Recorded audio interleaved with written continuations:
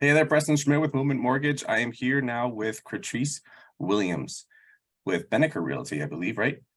That's correct. Awesome. Thank you for joining me. I know you're busy, so let's get right into it. How Mhm. are you?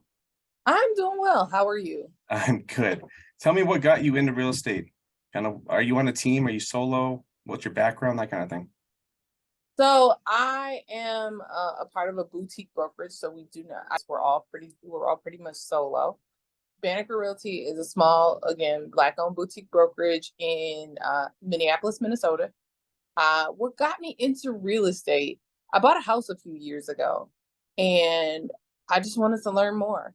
I consider myself a servant leader. I've always worked in personal finance. I've worked for the past few years in affordable home ownership, and it just kind of seemed like it was a career that aligned with that mission. Getting Black and Brown families into home ownership, educated about home ownership, educated about the resources around home ownership, the different ways and caveats to home ownership. It just really aligned with my personal life mission. So it seemed like the right next step to take. Awesome. You enjoying it so far? I am loving it. It's a lot of hard work. I'm Yeah, a lifelong athlete. I'm a fan of hard work. So you get I out of it appreciate what you that. put in, and it allows me to have some flexibility to flex my entrepreneurial muscles. And it's been a pretty good ride. It hasn't been easy, Yeah. but it's good. So what are your hobbies then? What do you do for fun? I work out about 5 times a week. Good for uh you. so lifting weights is a really big hobby of mine. I am on a plane, on a beach, anytime that I can. I really love to travel. I Mhm. have two small children, so they are now getting into activities, dance, and I've got a basketball player, and one who's really interested in basketball, but she's in soccer now. So hanging out with the kiddos, spending quality time with my family and my partner. It just normal, regular 30-year-old millennial stuff. Oh, I totally get it.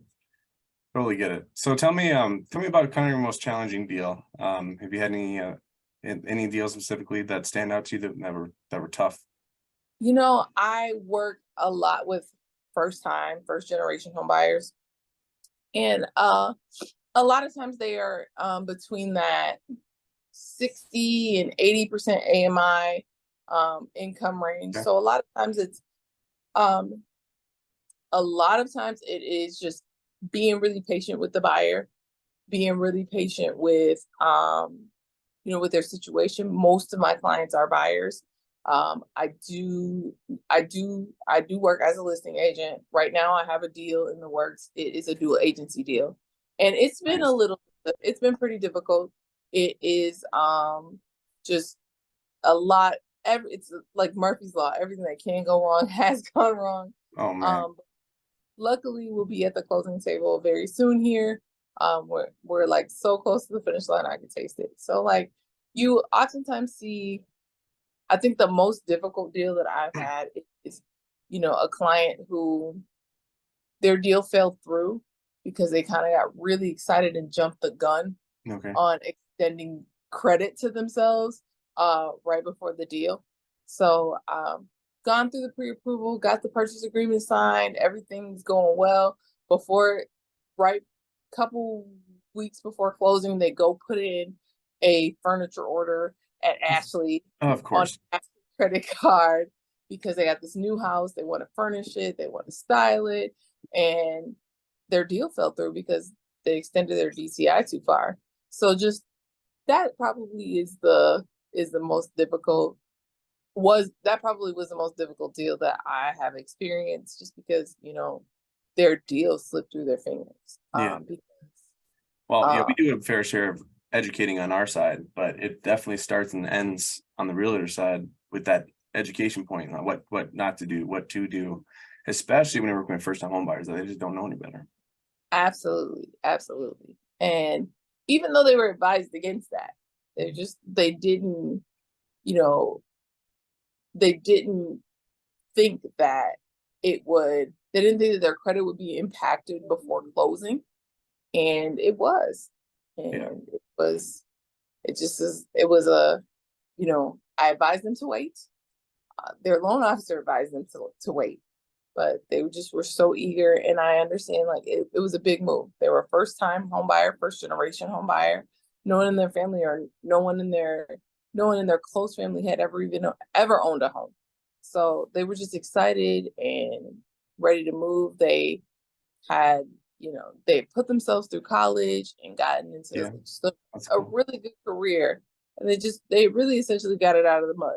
And they were so excited. And it was a bad decision. They learned their lesson. They have increased their income and they recently bought a house.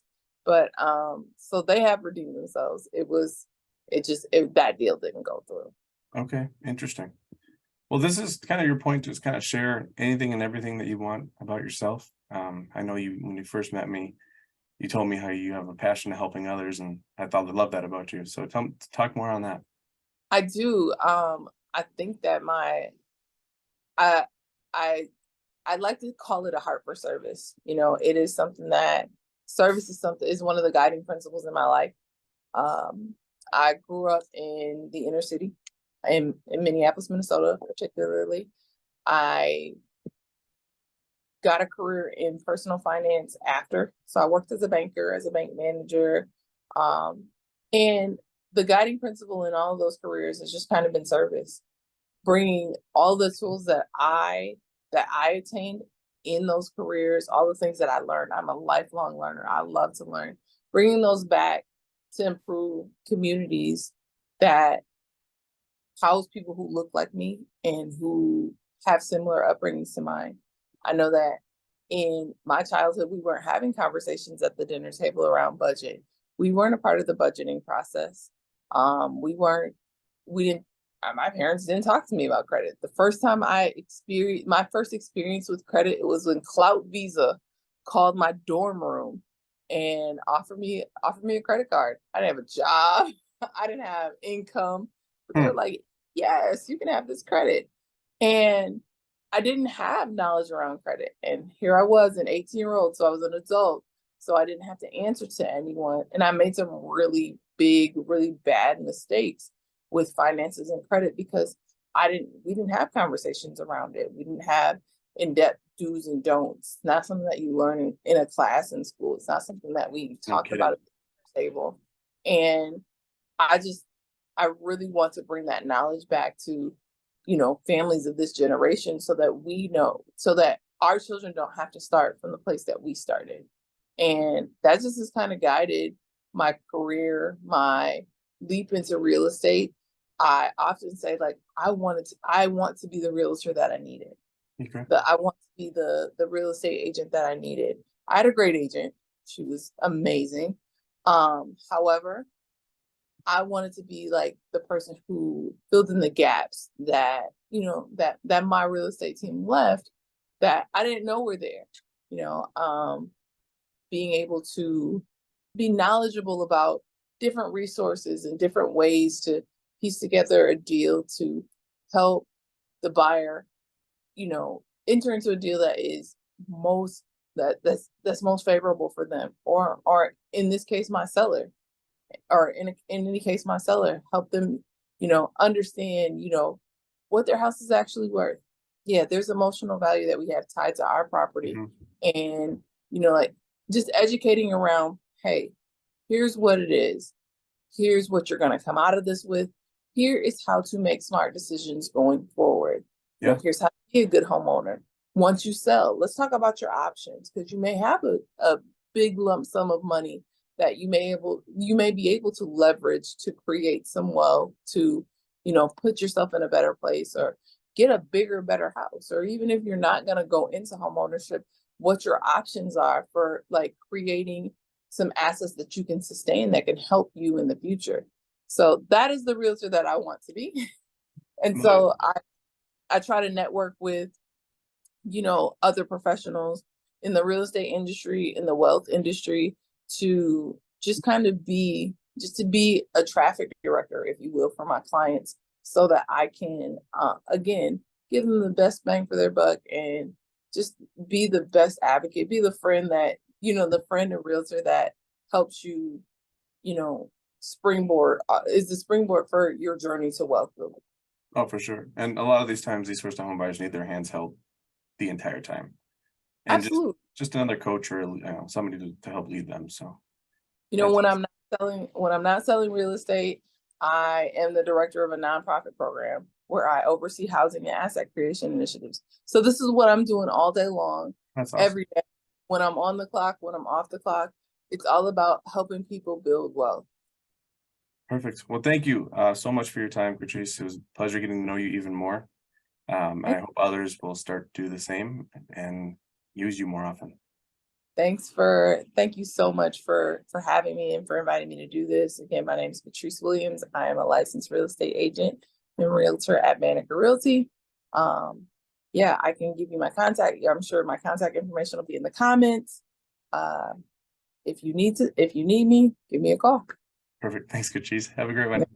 Yeah, you do the same.